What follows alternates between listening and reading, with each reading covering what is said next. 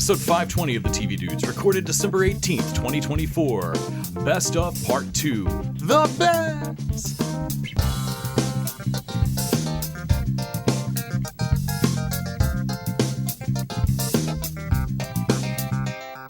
Yes. That's right. Last week we talked about the rest in defiance of the order of that parlance, Yes. of that phrase. Normally it's the best and then the rest. You want to build but up first, excitement. it was the rest and now it's the best. Right. So I know for y'all, you're actually starting 2025 with a list of what was greatest last year, but let's be real. Most of us, same as the Academy Awards or anything else, you look down the awards list and go, don't know half those. 2025 is the year that you're going to go back and watch these while you wait for dumb shit like mid-season replacements and things like that. If it happens to two dudes called the TV Dudes, right? What it must be like for a regular casual viewer. No, I mean, anytime friends of mine ask, like, hey, what are you watching? The first couple of things I name, they're like, what is that? Before we even get to a show, they're like, I saw an ad for that. Yeah. Like, where? Where would you have? At what point? On the YouTube channel Right. you're watching? Before you hit skip? You saw a couple of seconds of that? Yeah. Then I hit skip. But before I hit skip, it looked neat. Well, these are going to be the shows this week that absolutely made our year. This is going to be each of our 10 best, only the good stuff, the cream of the crop. Absolutely. Because honestly, going through the rest, I tried to stay away from the shows that we just like we didn't spend just, hours shitting on Umbrella like I absolutely could have. But it was still difficult to talk about that much stuff that either made me feel crazy when the critics loved it or that I just really had high hopes for and then went, I guess this is just the only thing on Wednesdays now. Great. So this week, I'm thrilled to get to talk about our actual 10 best. I figure we'll just go back and forth with our number 10s on the way down, and then we'll just run through a quick list of kind of honorable mention-y stuff. Sure. So Nick, what's your number 10? My number 10 is actually a little show that could called Crapopolis. This is Crapopolis. I swear it's not as bad as the name sounds. Or that looked. I bet he deserved it. Which might not be on here if I had remembered your top 10, Davy and Jonesy. Because I totally forgot about it. And honestly, like that might actually push out, I don't know if I liked everything else, but it might push out Crapopolis. Because So Crapopolis was hovering around my 11s as well.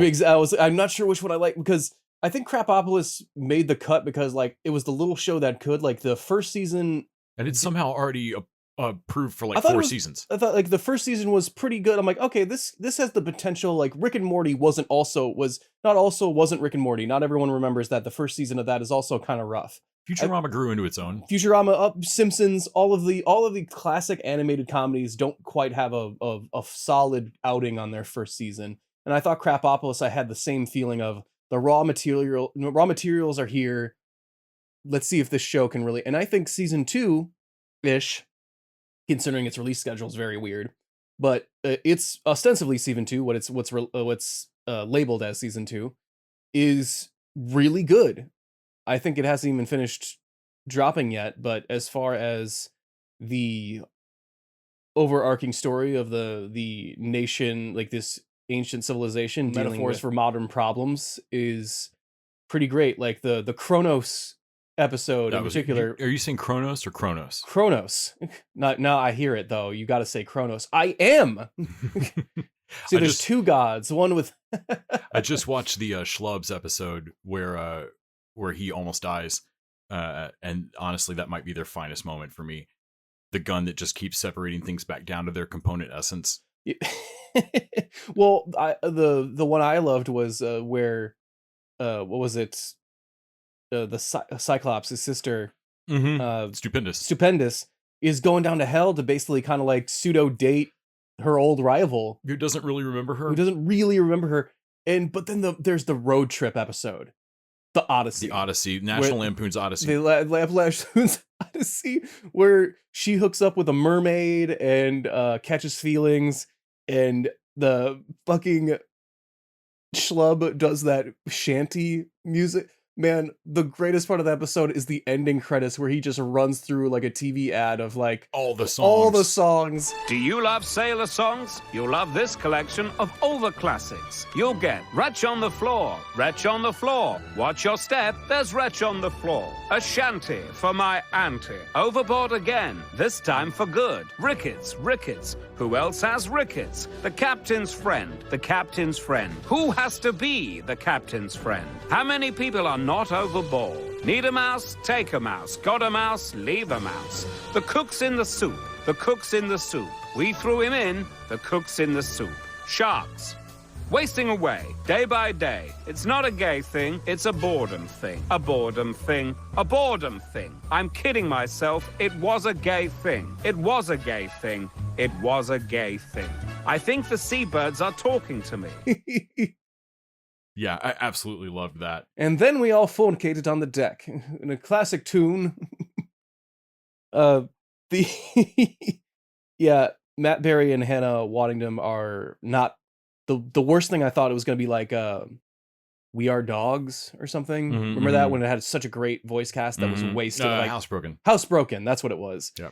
And like almost like the tragic part of this is that, man, these people there's only like 15 fucking voice actors in Hollywood apparently, and because they're doing this means they can't do another thing. Mhm. So like it's important that you don't waste these people, like that they need another thing to do. But yeah, your number 10 was Davy and Jonesy, Davy which and I Jonesy's time traveling locker. really Tonight, we take back the multiverse, gentlemen. That's new.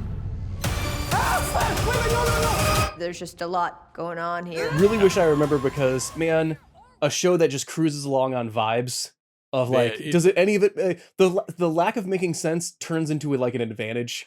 It is an amazing show. I would rewatch right this second. It is the closest thing to a true spiritual successor to Bill and Ted I've ever seen. The fact that they never address like, is there anything outside the school? Like, Who do knows? they ever go home? Right. Like, there's I got to interview Ebony Rosen, the principal, and who's also the creator. yeah, And oh my god, it's just I don't think there'll be more of it. My god, I love that show. it's so fucking funny. It beats out Todd and the Book of Pure Evil for just sheer like, Yes. what the fuck. I would recommend Davy Jonesy to everybody. It's wonderful. So my number 9. So the rules for this year, the rules for every year, I don't put anything on the top 10 that I didn't watch all the episodes of. Right. That just seems unfair. I try to Mhm. never do that. Most years have always been good enough to provide at Right. least 10 things you watch. I think we've all of, broken right? that for Shoresy every once in a while because it Every once in a drops while. late. Well, late. something drops weird or something like that. But the thing I truly love to see that will make stuff shoot up the ranks for me is if I had no expectation of your show being good, or better yet, if I thought your show would outright suck. Yeah. Like I would have laid money down and then happily lost that money. Begr- Like watching it going, begrudgingly. you know what? I don't care. Burn it. Just keep the $5. I don't care. Yeah. I was so fucking wrong, and I've never been more happy in my life. Terminator 0 is my number 9. You can stay and die, or you can come with me.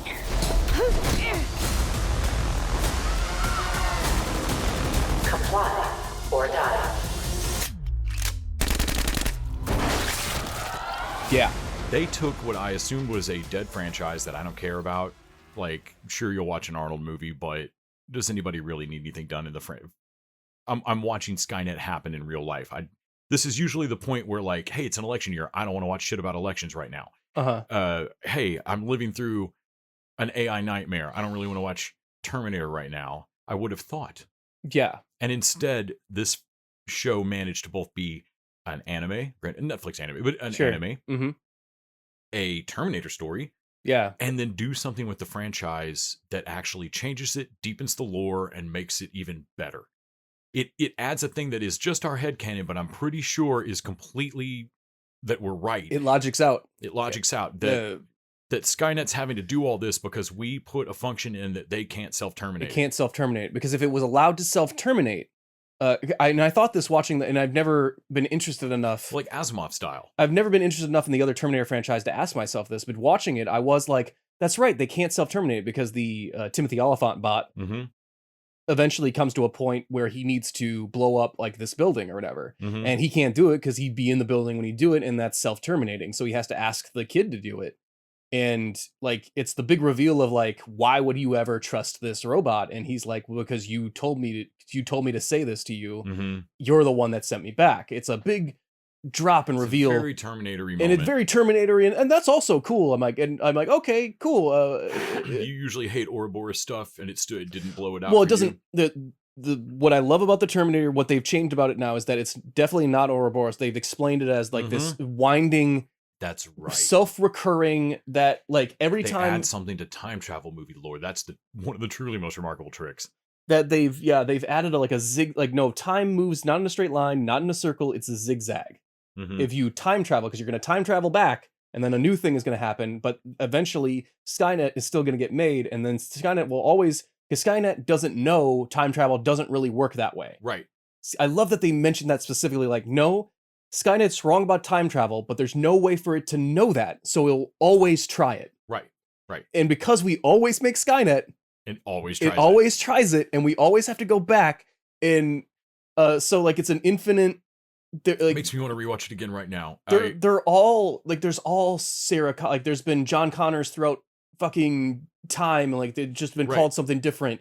And the real thing I want, they're going to get another season, which I'm actually stoked about. That's amazing. That's so good. And because otherwise I wanted them to end like, if true Terminator 0, I would love for this to end with the John Connor story starting. That this is the John Connor story is like the end of the like Terminator 0 is 0. It starts, we're gonna destroy this and start from 0. I thought it doesn't do that, but it could do it in the next season. So I'm not writing that off the table. I was totally in love with that. But if there's points where like, why can't the Terminators not self-terminate? And we like in the discussion, we were like, oh, wait a minute. What if they were allowed to self-terminate, they recognize they're the threat to humanity, which it's a self-defense system. That's what it was supposed to be, its job, and it turns itself off. It kills it. It terminates itself.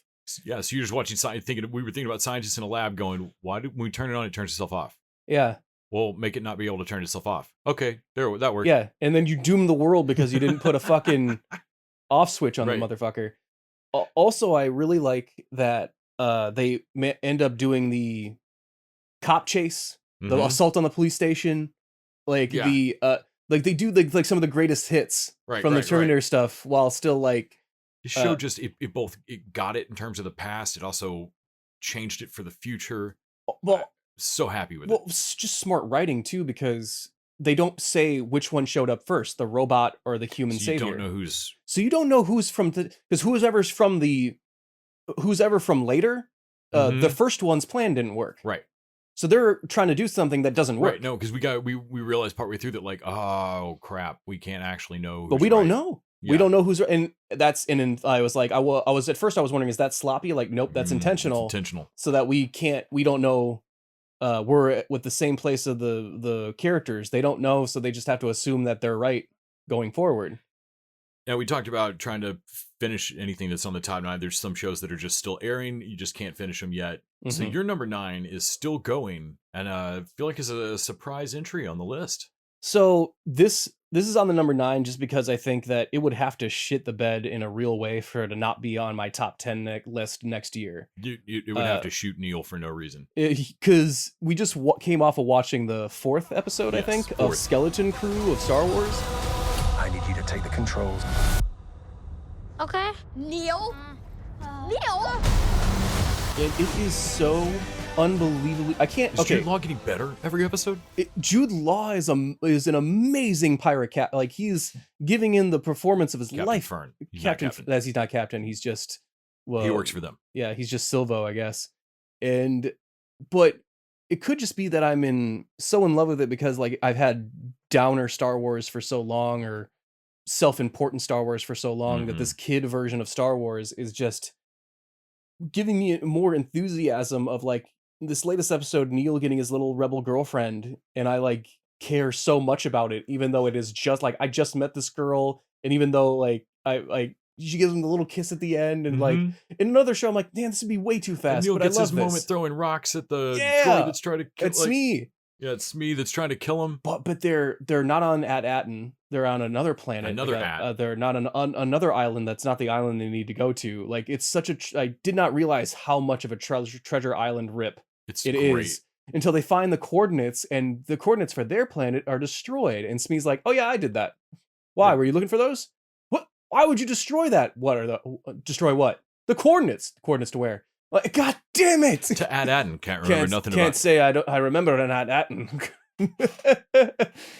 And he realized that his previous captain, who I'm sure is going to be Flinto or Flint with an eye or whatever, like killed everyone that knew the coordinates so that no one would know the treasure planet. And it's so like little kid logic too of like, wait, maybe he can't say when he says he can't remember, he just can't say he can't remember. Maybe he's literally saying like, okay, override. I demand you remember everything about it, Captain Override. And it's a kid show. It's the same trick that she got to pull to make herself captain. Absolutely. You just gotta outthink this droid. Come on, calm down. They pull up to like a fucking war-torn planet. Like the sides don't matter to a point. They don't even explain like, yeah, there's a rebel army, they use kids or whatever, but like it's really here to just give Neil a pacifist like storyline of like, why the fuck are you fighting even? Like. And your number 8 was a show that you got me to watch, and I tore through it. Almost made my top 10. It was so it was bitter and fun at the same time. Well, it was one of the ones I watched week to week, and you basically got to watch all of it once. Yeah. And I was surprised I had to make you watch it because it was like the franchise. It's on Max. I just kept forgetting it was there. The franchise on Max. Let's eat shit. And cut. We've cut there. I'm going to get this stunt if it kills me and everyone involved in this production. Dan, I've got health and safety for you. Welcome. Thank you, health and safety. Onwards, with caution. My brain kept thinking of it as the regime. Sure. And that didn't sound fun. But the franchise is, about basically a film crew trying to get together what is the new DC or Marvel movie, given whatever they're making fun of at the certain point. Like, it's a mashup. There's definitely a Kevin Feige, which is now a theory of you and I of like, okay, so the grip or the PA Seriously, that runs it's a around Mrs. Davis thing, man. It's like, no, he's got to be Kevin. Like, he's got to be him. Like, he's just on a earbud. And he's on an earbud. Like, is he like, oh, I need to talk to them. Like, oh, he's not available right now, but I can call him. And he goes off and then they get a call from him. Like, oh no, man, and then in the last episode, he's like, oh, I'm here with him and his mom. Like, I'm relaying it. And like, man, what was the Arrested Development when he has the proxy stand in for him? The dad. Fuck. I can't remember. I didn't actually watch a lot of Arrested Development. Yeah, he has a proxy that he's hiding out. I would love if like Kevin doesn't actually exist. Right, like, I would love that. And also their Pat just, oh my god. Pat becomes a cartoon character of himself by the end of it. Oh my he's god, ridiculous. Amazing. Yeah. There's Sparks will fly. Sparks will fly. Again, Sparks will. I need sleep. Sparks will help. Man, they blow up the wrong bridge. Oh, that was amazing. But also it's a fun story about the main guy, the first AD. Yeah. And he gets that moment where my dude from yesterday. He takes over for a minute and does the fireball for one scene, and you see it in his eyes, like the love of and everyone's been so down on like they're making a piece of shit like right. Blockbuster. They don't want to be here. And all of a sudden the show gets a life in it again of like the magic of movie making. Well, when they get slotted into the Avengers slot, like they're now the tent pole. Now they're oh man, how it ends is like what you and me were trying to figure out, like how much of the movie have they shot? Right. Because they're talking about like changing a lot of shit, like the tone of this movie. Right. Like, but it sounded like they'd already shot quite a bit of this fucking movie. I would have thought they were like, they're saying that they're a rap on their villain, or not villain. I don't say I can't follow the story of the actual movie. I think he's the villain sometimes, but also he's in the scene. But I think they're also going to pair up. It's Fast and Furious rules. I think, yeah, I'm not sure exactly what happens in I'm really lost on the story of Tecto. I'm lost on it. Our favorite actor from the Game Night and Billy Magnuson. Billy Magnuson, like, yeah, fucking Roadhouse, everything. He's great every he's time. So good.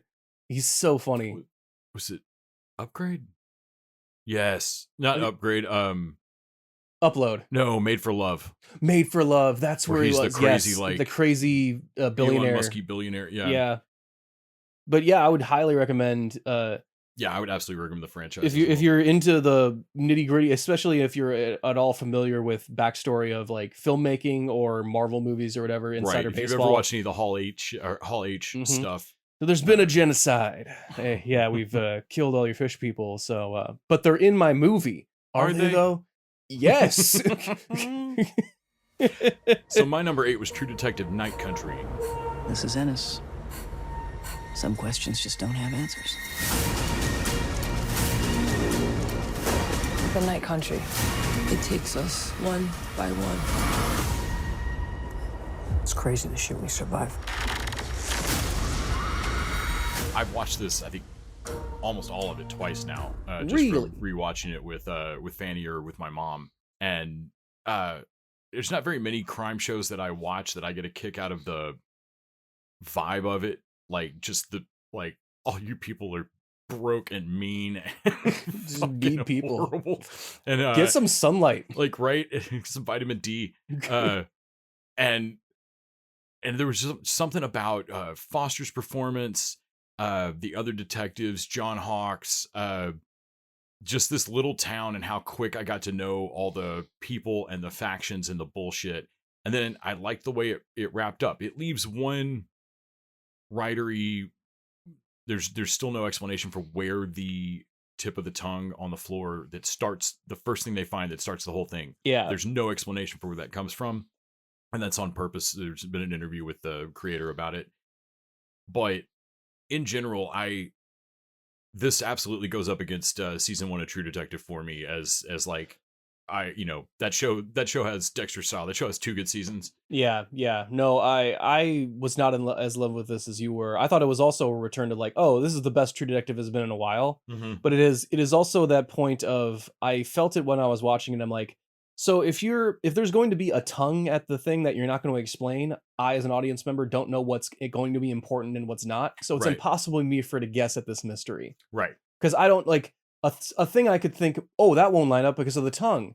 And if you're not going to explain the tongue, then Right. it doesn't. Well, because and that's what I did as well. That's the tongue thing is the only part that bugs me. But And to me, that it's I like just don't find that ambiguity funny. it's the lost end. It's like the lost ending of like, no, but the fun part of this is actually having an answer. Mm-hmm. Like, I don't care if the answer sucks or whatever, but like, This one didn't annoy me to the level that Hysteria, who did almost the exact same thing, did. well, it has an answer for almost everything except the tongue. Like Mhm. everything else really lines up. It's just that in the tongue feeling like I'm like, couldn't we have just nixed the tongue? I don't feel like Yeah.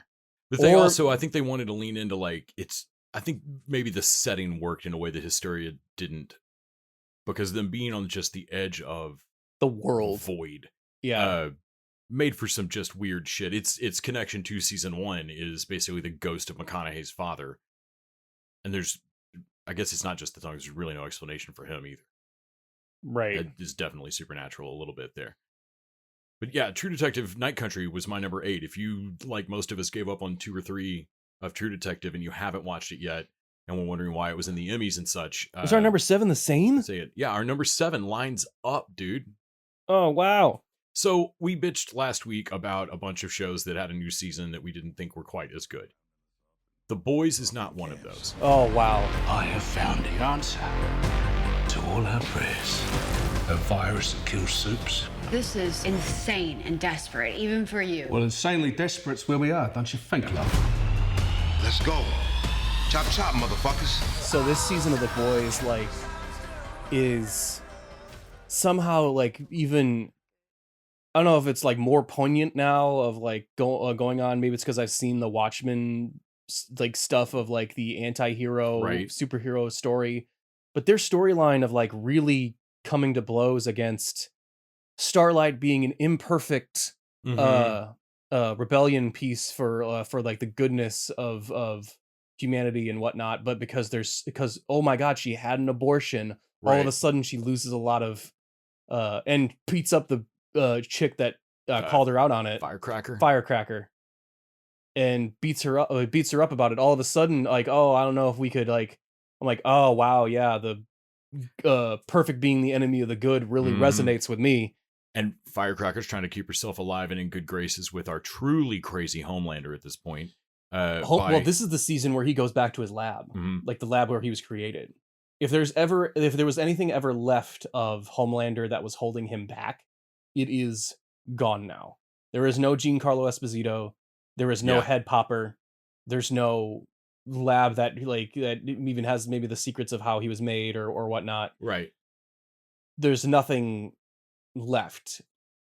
This season also has Butcher in the hospital making his last plea or trying to get his kid, well, yes, Homelander's kid back on his side. Butcher's story was like the way to really get a character, like he's grown and changed and become better and getting him to a point where he just chooses violence and is now has to like abandon all of that. I'm wondering if they're going to show that like, no, there's no Butcher anymore. It's all just it's all Jeffrey Dean Morgan now. Jeffrey Dean Morgan's character. And so we also got this season had the really fun is that guy there or not reveal with him being in Butcher's head. I remember when we were watching, I was asking like, hey, call me crazy, but have we ever seen Jeffrey Dean Morgan talk to another person? Like ever? Fuck. I mean, I'm thinking about one right now, and I can't think of one. Can't think of one. Oh. Yeah, the virus that's connected to Gen V, which was also fantastic. Right. I had to look up whether that was this year, and sadly not. No. But it looks like they're threading through some of the Gen V characters show up at the end of like the Force or whatever. Yeah. Kimiko having her final like acceptance of who she is and what she is idea. What was it? There was the shape changer. One had a point, I think, where like Starlight's having trouble with her powers, and there was a point where I think it would make more sense to have her. But the reason it's not higher on the list is that that's right. There's a point I think they not mishandled. But she was frustrating the whole season with her not wanting to be Starlight, and then I think they mishandled her acceptance of it. Her acceptance of it should have handled with the doppelganger, right, I think. Right. And then but that was an episode before. Like they missed it by an episode. They just missed it by an episode. And I think what's her name? The brain power one. That I also they wasted her, I thought. Her plan was is like, oh, it all went according to my no, you couldn't have accounted for how would you have known Butcher had super cancer? Right. That some of this stuff didn't happen unless Butcher has a super cancer monster that killed some of your people. But I did love her re-lobotomizing herself over and over so that she can enjoy some wings and trashy movies and sex. I can't. I know I should. Like, the Deep is an awful character. He's bad. And also, he's like, but he's so stupid. So fucking sad and stupid. He's so sad. He's so awful. Like, I feel like if he was killing me, I would still be like, yeah, bro, but you're the Deep. So I still feel like I'm getting the better. Like, I die, sure, but you have to live as you, so right. And especially like, who's losing here when he turns that last time back to doesn't he sell him out back to Homelander one last time? Yeah, fucking sad little shit. Well, the A-Train fully comes around on this season, right? Like that's right. The growth and showing that, I think that's what makes it better too. Of like, it's not a black and white. Sure, power corrupts absolutely. Your power corrupts and absolute power corrupts. Stay corrupted. But there's a way back from it. Like there's Starlights that are like, no, Starlight used to be kind of a shit person. Like that's the deal with Firecracker. Right. And she admits it. And with A-Train, like forgot what he was doing this for and really, he doesn't become a member of the team or anything. No, but he regrets things he did. But he saves them on the when the chips are down and it counts. Black Noir being a completely different fucking person, but the same body actor as when before. Because I was like, no, man, I know his body language. I think that's Noir. I think because we were like, he's just unkillable? I think he might just still be alive. Right. And then nope. And then he talk when he flies. He can fly? I can fly. Dude, I can fly, right? And he's like, no, you can't, because Noir can't. So your number 6 and mine were different, though. So your number 6 just almost made my list. I think it might be my number 11. Well, I'm more invested in Tales. The only reason it wasn't higher up is just pure nostalgia for me. Everyone loves us. We're superstars. We're heroes. There's nothing we can't handle together. I can't handle this. So Tales of the TMNT might be the best Ninja Turtle property that has been made since the original 90s movie. It is so good. It's so good. Introducing new elements into the... Honestly, I was sad we didn't get to see School more. right? Which is a rare thing I ever say. Couldn't believe that. Yeah. But the way it tells what I kept thinking, the reason that it was my number 11, even more than what it's about or anything else, is the structure of the storytelling is such a cool way to do a season. How have I not seen it? I've not seen that before on a team, especially in a team up thing. Each episode follows one of the turtles, and for the final episode, it's a 10 episode arc. So there's 4 episodes that follow the turtles on one adventure, and then a 5th one where they all team up. And then the next one is another adventure, 4 episodes from their perspectives, and then they all team up.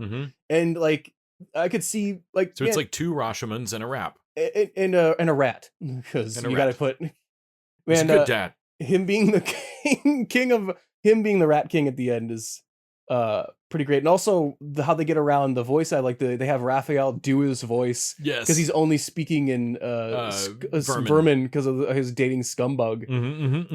It's too bad they couldn't get more Bebop or Rocksteady, but I'm sure those were more expensive. But yeah, the Mutanimals are still there, but they add in brand new villains to the pantheon that have never been any before. With like the goldfish, Lee the eel, and the Goldfin. Goldfin. That's right. Like, you should watch Bond movies. Yeah, to learn English. And then Mustang Sally, played by Danny Trejo. Yes, it was like they're all great, and I think give the vibe of what I want a Ninja Turtles thing to be about, which is family.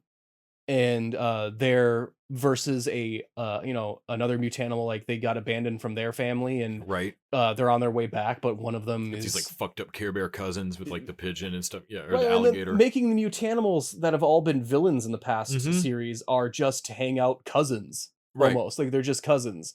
And oh man, I know Paul Rudd's expensive too, but like no Mondo Gecko at all. No, I know. Sad. I suppose we had Ray Filet.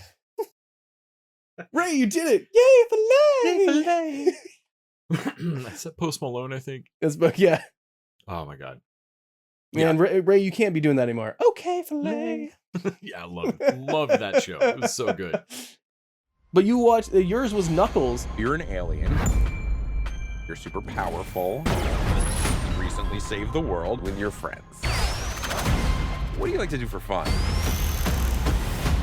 Vengeance. I was thinking more like reading or yoga.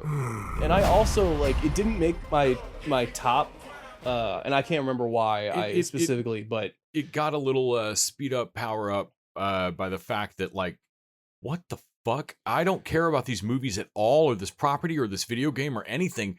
Nothing. Nobody loves Adam Pally this much. How is this show this fucking good? How did it give me the best Carrie Elwes performance in years? As the most British person and that ever. And that ignores the dude from Mighty Boosh, who is a previous fucking psycho villain in this show.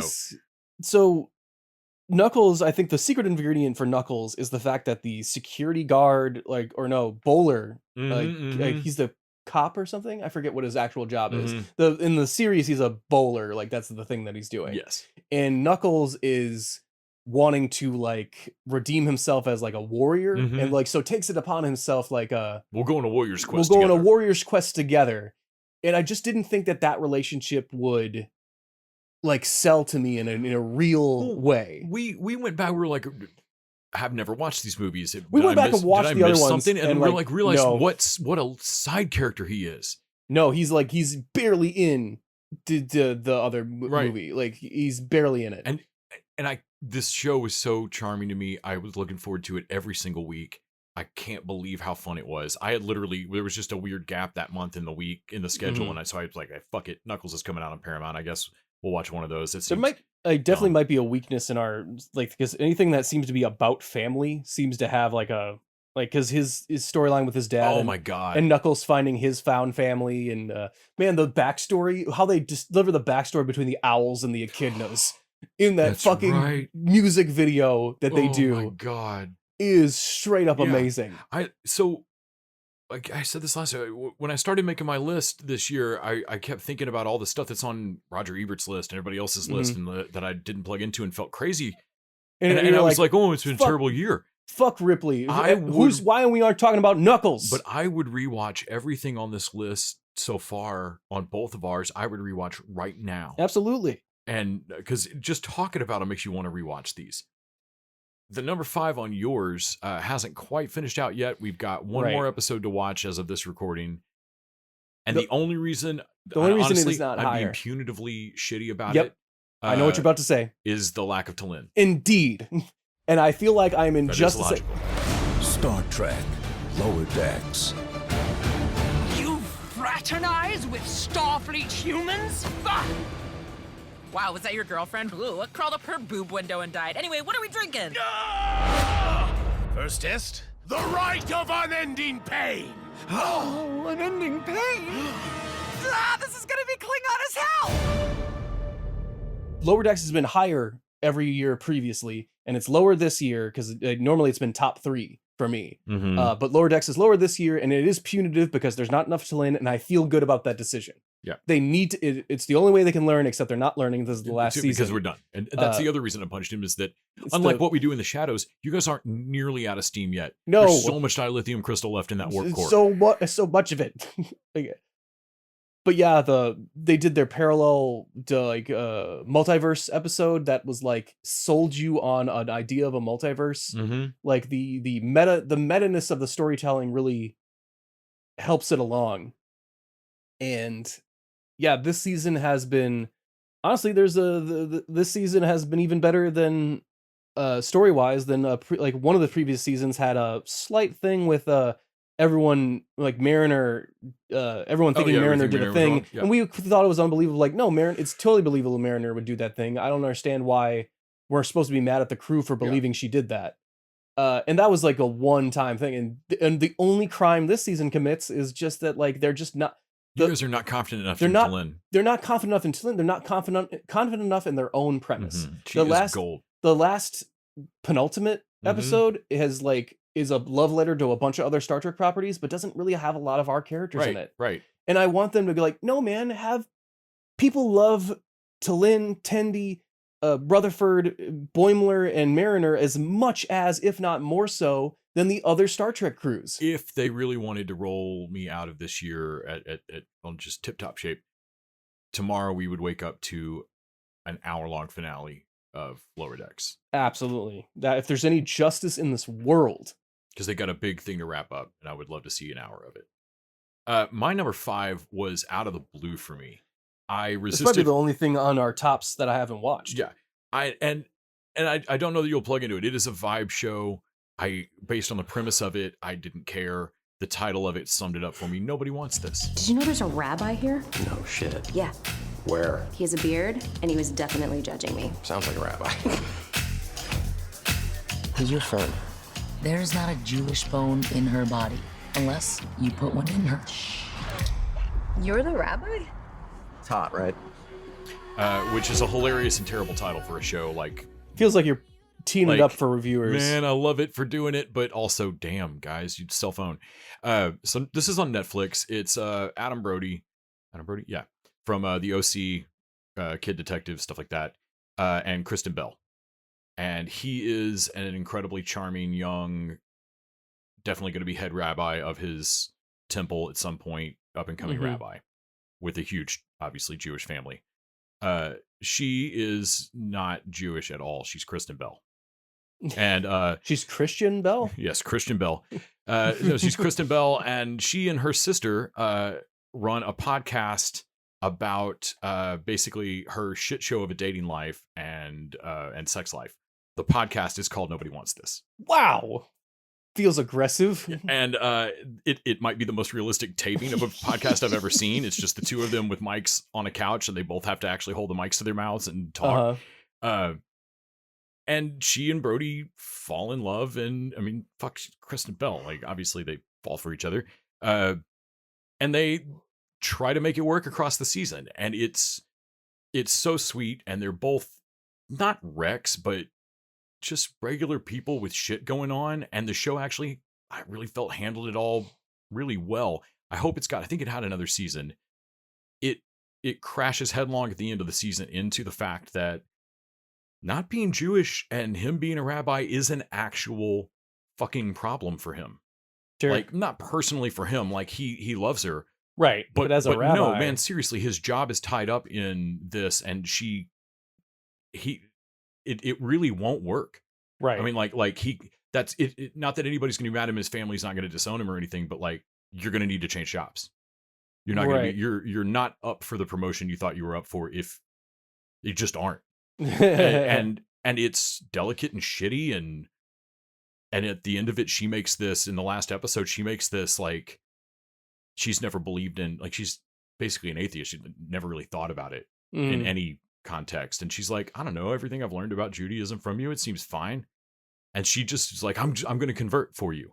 And he's fucking overjoyed. And they go through this whole episode of me being like, this can't be the fucking answer like, here. On the one hand, for a romantic-y show, this is the Christmas movie ending of like she converts and like people are, you know, our friends are like, if this was the Judaism version of the Baxters, this would be a perfect ending. Right. And it ends with like the season ends great. Like it actually ends with them kind of having to have a discussion of like, hey, seriously, you can't. Yeah, you can't convert to I mean, if you want to convert to Judaism eventually and we just did the cool, but you can't flippantly, you should not flippantly do that. And she's like, yeah, I can't do that. That's insane on a flippant thing. Yeah. But I also can't stand in the way of your, like, I can't do this to you. Mm-hmm. Like we basically just, you know, it's been a great few months, but like, right.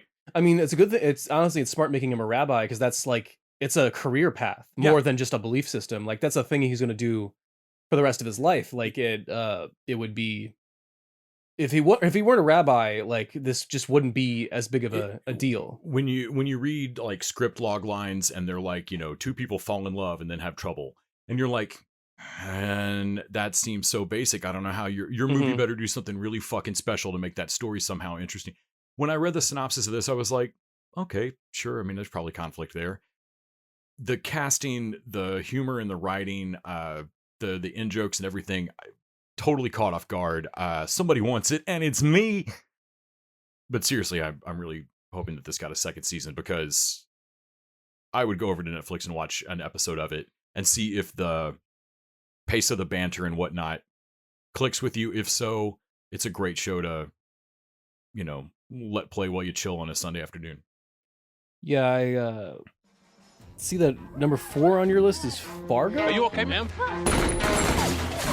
Never do you mention she is a tiger. She's claiming it never happened. Never what now? She's a wolf in sheep's clothing, that one. Honestly, I'm embarrassed by all the fuss. Is that this year's Fargo? Was that? Tell me that was from this year. I thought I looked all these up. Are you thinking of the Fargo S4? Yes. That might be last year. S5. Because it finished January. That's why it finished January 16th, 2024. Ah, so I don't think I included it in my list. I may be misremembering, but I don't think I included it last year because I had never watched any Fargo before and was like, who knows? It's got 2 episodes left. Let's think of shit to bed. Sure, it did not. I fucking loved that season. Most of all, it got me afterwards to start the year in January with all the other seasons of Fargo. Yeah. A feat that had never been accomplished by the first 2 episodes of season 1. Well, which I'd rewatched a couple of times and never plugged in. Honestly, if I had remember like I think I put it on my list for last year. If it's not narrow. It's an asterisk. If not, it's a Mark McGuire because that's the Judo Temple season, correct? Yes. So and that one was like, oh, this is actually the best. John Hamm. This is the best season of Fargo. I believe so. Fall like hands down. To me, there's not really any competition. That first season's all right. First season's all right. The second, they're all fine. This season is just fucking great. I love it so much. Minnesota Nice. Minnesota Nice is a great. Oofta. Yeah. Fargo season 5. Well, 5. Well, I mean, even before it pops off, just the blanket, her lying to her husband in just an insane like, well, I don't know how anyone got in, hun. I like no man, you were clearly abducted. Well, am I not allowed to keep a messy house? That might have been my blood on the floor. Like, is it? Oh, your feet are cut up. What? No.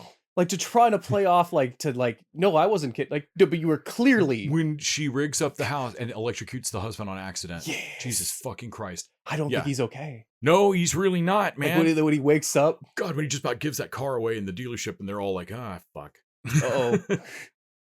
Yeah, what an amazing fucking season of television.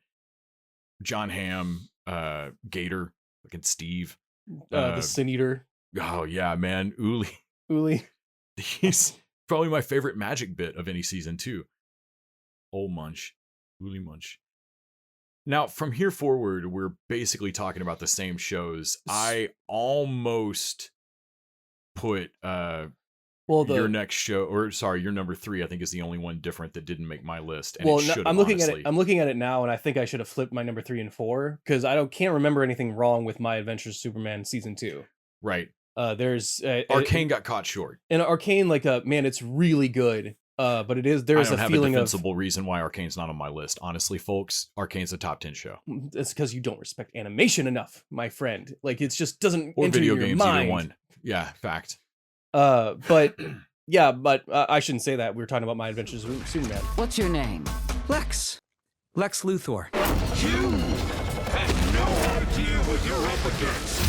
Superman saves us from threats. Ever since that alien showed up, Metropolis has been a parade of freaks and destruction. But it's real. My Adventures with Superman is proving to me to the point of this is the Batman the Animated Series for this generation for Superman. This is the definitive. I love it so much. To me, this is the definitive story of how to tell Superman. It so beats Cape Crusader's ass for me in terms of in a way that I enjoyed the 90s Superman show, but it did not compare to Batman the Animated Series. No, it didn't. No, I think it's Apple. It's reversed now. Mm-hmm. That this is the prestige. That the focus of this show is not. I mean, yes, it's about Superman, but it's My Adventures with Superman. It's not Superman's adventures with Lois or Superman's adventure. That it consistently centers an outside character to him. Yeah. Somehow gives a specialness to the show. A lot of the episodes are told from either Lois's or Kara's or Jimmy's perspective. This season brought on Kara and Brainiac in a way that, again, they keep deepening the lore on a character I thought that couldn't work on. Talk about Terminator Zero style. Yeah. Well, even from season 1, we were all like, man, what happened? Like, it made Krypton a mystery again in an interest. Like, we were in a way that just wasn't like, dude, what happened on Krypton? Like, and of course, Kara turning out to be like, oh shit, Kara, it's not Zod. It's been Kara the whole time. Kara this whole time. She's just wearing a fucking suit. Kara's crush on Jimmy is the cutest thing I've ever seen. What, Jimmy? My Jimmy? What do you mean, my Jimmy? The leader of the planet. Of the planet. What? Do you mean the Daily Planet? Yeah, My Adventures with Superman might be my. It is. There's a reason why it's in the top 4 or 5 for both of us. It is one of those things that gave you, like Superman should, gave me hope for the year, for shows, for writing, for animation, for all of it, for the world. It's just amazing.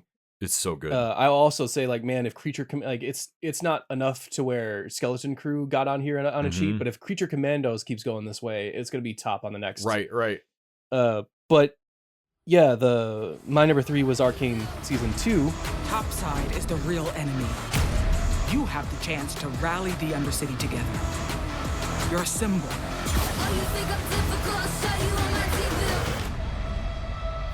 What are you planning?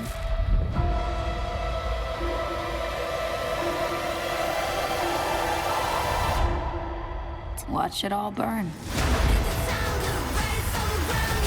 I think that it really wraps up in a nice way. They have to wrap up everything they don't have the time to introduce any new characters or new elements because they have to bed down everything they did in season 1. But given the amount of the 5 seasons worth of story they set up, and then the crunch time amount of story that they had to get through, it is honestly quite a feat that they stuck anything close to sticking this landing. Right. And they really did. You can feel the moments where oh man, y'all are having to clip through a movie worth of shit, a season worth of shit. Well, Jinx still works. Jinx gets immediately less crazy in the first part of it, and then they shortcut it where they can, but they still honestly they still walked me through more of Jinx's transformation than I thought that they were going to be able to do. That parallel episode does a lot of heavy lifting. I was amazed. That's why I didn't think I was going to like the show, was that I could see that they needed to redeem her and they'd gone too far. Yeah. But they did a remarkable job and everything else worked. I was tearing up a little bit in the last few episodes. Lisa came in right at the back half of the final episode and I was like, I am so sorry, but you should watch these and you should leave the room. We're both a sucker for this friendship Again, is actually family stuff. This friendship is so important that it's reflective Saves the throughout world. universes. Yeah. like no, like we have to be friends, otherwise you're the only one I can hear this from. Right. Was a great line. Caitlin and Vi, that relationship going back and forth. All the little things, the fingerprints on their faces when he transforms them. That was cool. Everything. Yes, like all the things. Those are the holes blown out when they kill little things one. they keep consistent on. Those finger holes are what are bleeding when they kill one of them. Yeah, their eye line as everyone like moves and like the vision, like the acting of it. It's remarkably animated. It's so beautiful. Man, I was thinking about like watching it the other day. Like they have the big hookup scene between Caitlin and Vi, and Caitlin in the middle of it goes like, I should tell you that while you were gone, I saw someone," and I was like, point of order, shouldn't that be you are currently seeing someone? Did you ever like fully break up with Maddie? I suppose we don't care. She's gonna be a traitor in a minute. Like we don't fucking. I guess as an audience we don't care. No, the redhead's but terrible. like, but also Vi's response. I don't fucking care. I appreciated your warmth, man. Fuck you. Absolutely amazing show. Also, I am a sucker for losing a body part to get a thing done and being like, I win, so it doesn't matter. Like that. Like blinding herself to grab that chain of like anti-magic shit. Yeah. And well, whatever, I lost an eye, but it's more, what's more important to me is that you lose, you piece of shit. Like, right. The animation this year, I think, really helped me out. Vox Machina actually kind of dropped on me this year, which was another show of like, I think you guys have missed your mark on where this could have been great, but didn't quite get there. But another video game property did make my number 2, and I think, or no, your number 2. Yeah, so our number 2 and number 1 are flipped. Are just flipped. And right. Honestly, I think it's because they I could have put a slash between them. They're so different, so good, but they're both so good. And again, both came basically out of nowhere for me. So your my number 2 and your number, my number 2 and your number 1 is Penguin. Yes. On HBO. World ain't set up for the honest man to succeed. That should be the American dream right there. You know, beautiful story with a happy ending. But that ain't the way the world works. America's a hustle.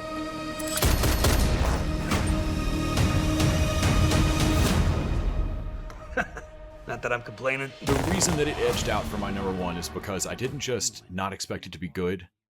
I actively expected it to be bad. Right. Like laughably, terribly, why are we making this? Holy fuck, bad. And not only was it not bad, it's better than The Sopranos. It is my favorite mob property on television. It's I think. So like, and had I not just watched The Sopranos, I think I wouldn't have been so bitter about like, see, this is how you do a good version of a gangster that has a tough relationship with his mom. Right. Here's a shitty mom. It just doesn't have to have anything to do with the Batman. I mean, they show the signal at the end, but this doesn't have to have anything to do with any DC Universe property.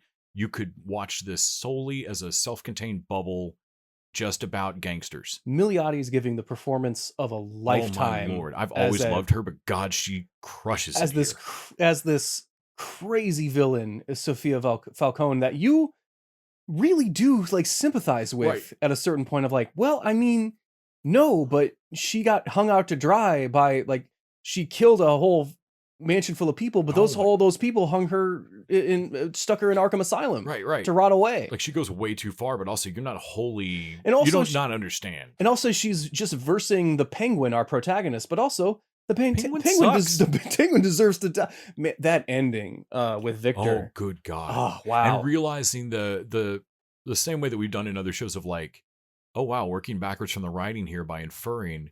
Yeah, this confirms that he the relationship was real. Loves Victor, and Victor is family to him. Yeah, that confirms it. Otherwise, he wouldn't need to him. Die. Like, the show's amazing. Penguin is it's got to be the best thing HBO Max has on. Well, it proves to me that you can write a show about a villain successfully because you can do an arc and a growth and a change in a character. It's just that this character gets worse. Right. No, that's when we realized we're like, no, he has an arc.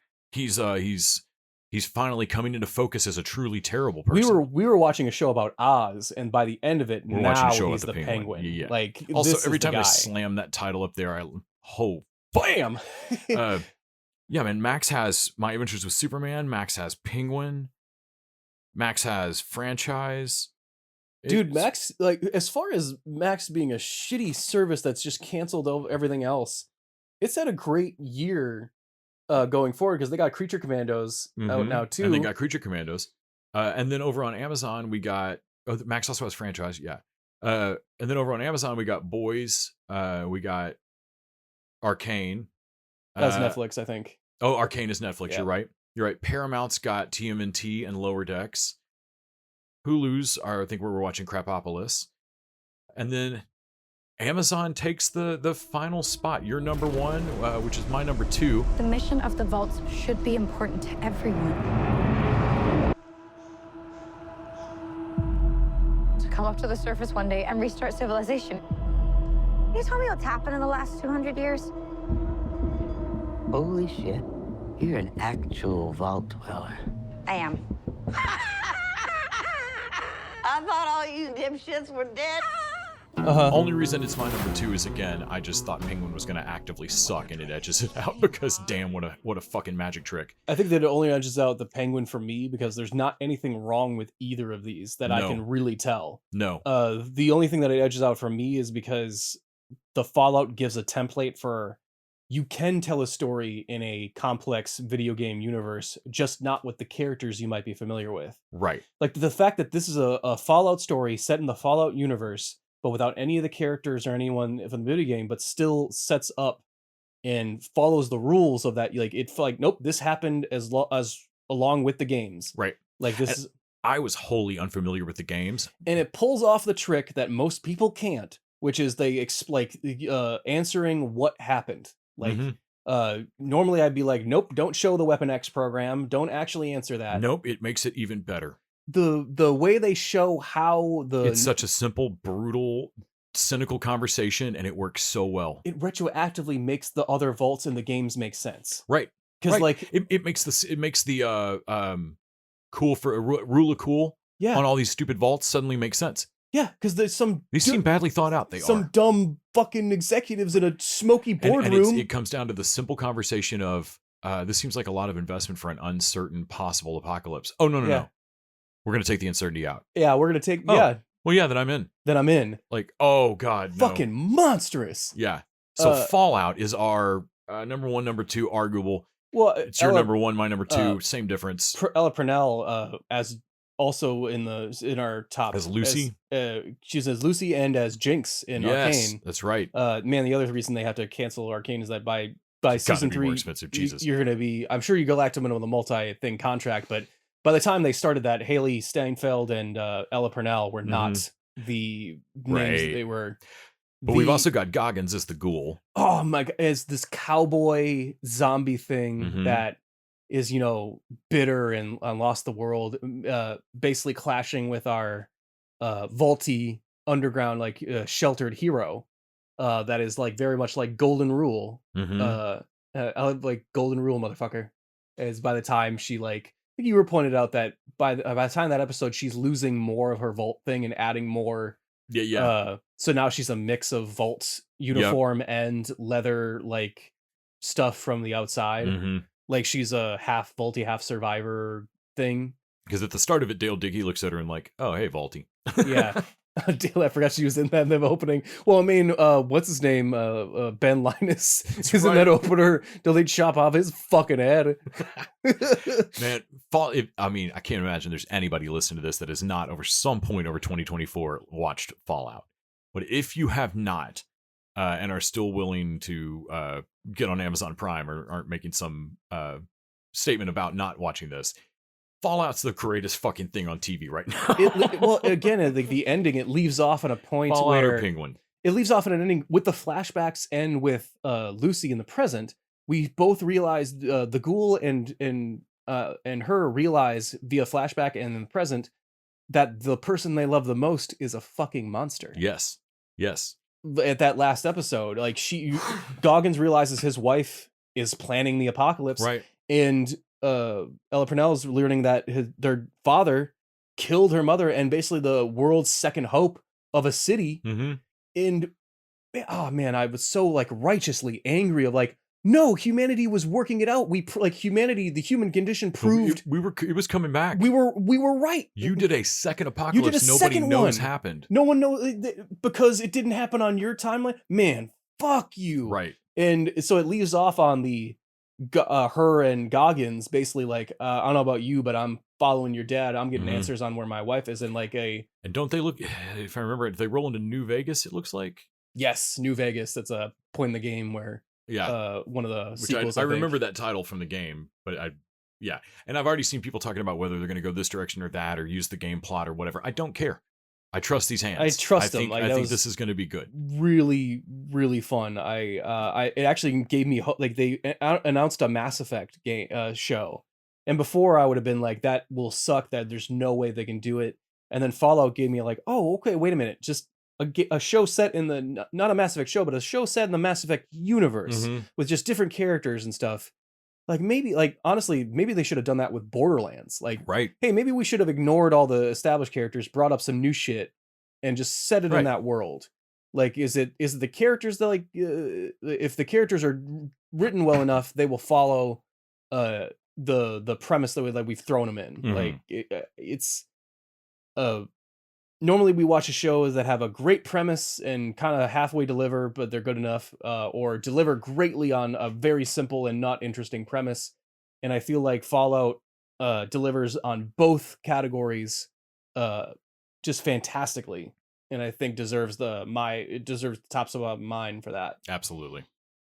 Just real quick, I'm going to run through some other shows. If you hear a title on here, it's worth at least checking out. Just other stuff we watched. Girls 5 Eva made a jump over to Netflix and kept up its style. If you liked any of Girls 5 Eva, you will continue to love it on Netflix. I could argue it's even better there now. Right, I think so. I think it maybe found a better groove. Also on Netflix, Man on the Inside just almost made my list. I binged through all of that in one day. It is sweet. It's chuckle funny, not bust a gut funny, but it's so sweet. I cried at the end. Its strength is also probably its weakness is that it's an easy watch. Yes. Also, Interview with a Vampire. I loved these books. This one got us through the Infant Terrible vampire theater group in Paris, France, which leads me to my favorite point in the book. So where we're going this next season, I'm really excited about. But it's not my favorite part in the novels. And even though I feel like they did a great job of it, it wasn't my favorite season. Reacher had a second season, which was more Reacher. Sure. The Matlock reboot is remarkably fun. Kathy Bates is always going to be a fucking badass. But it is still what I would call laundry television, which I love, but it didn't crack my top 10. Evil wrapped up this year. Which I fucking love, but and I saw it on a bunch of like top lists, and I was like, guys, that's not fair. If people haven't watched every single Evil, I mean, it's still not going to make any sense. But goddamn, but I did love how it wrapped up. It is some Rosemary's Baby shit at the end, man. It's fucking crazy. Skip this intro and you'll be cursed. Right? That was the best thing ever. Serpent Queen was a throwback, but the season 2 was new, and man. On a historical tear of like watching stuff before I ran to Scotland, Serpent Queen was fucking awesome. Show that I just got into that season 2 just dropped or is still dropping. Tracker. Terrible title. I believe it's a book series. Still should have changed it. Terrible title. But really fun show. A show about a detective called The Finder Outer. Man, there really was a show called The Finder. So yeah, Michael Clark Duncan was in it. Jeff Stoltz. Superman and Lois wrapped up its last season finale this year, and they did the death of Superman, and they handled it fucking beautifully. I'm not saying it's Civil War better than the comics, but it is easily the best I've ever seen the death of Superman handled in any medium. Sure. And the finale episode is beautiful. I teared up. We watched Monarch over on Apple TV. Unfair since it also dropped on a unfair timeline, but it was also very good in comparison for in the Herculean effort of trying to make the monster movie universe make sense in any sort of way. Hacks probably should have made my top 10 list. I loved watching that season wrap up. Fucking forgetting that Hacks like exist. Like every time I like again, it's HBO Max, man. Are they turning the Apple TV memory hole? Because like I forget shit's over there. Especially this season ended on a great amazing cliffhanger. note. She's on top. I can't wait to see where it goes next season. I thought they did a cool thing with her character growth. She reaches a point where she shoves Ava away, which feels like the meanest thing, but it's actually growth because before she would have never let her compete with her.